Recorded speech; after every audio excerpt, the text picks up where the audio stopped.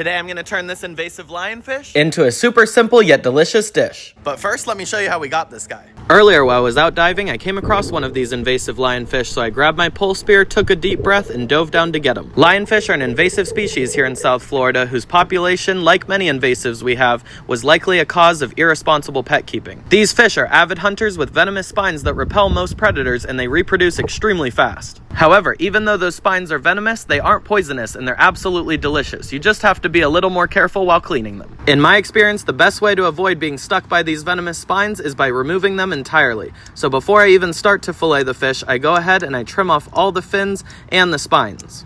After that's done, you can go ahead and fillet and skin it just like any other fish.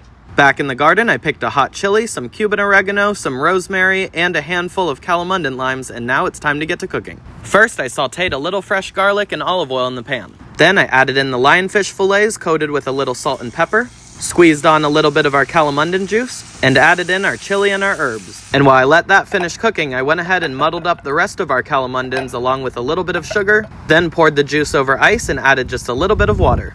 And just like that, a little while later, we have a delicious meal that's good for us and the environment. First bite of lionfish. Wow, it just melts in your mouth. I have to say, every time that I get one of these, it's an absolute treat. Look at that, it just flakes right apart. If you told me this was snapper, I would definitely have no idea.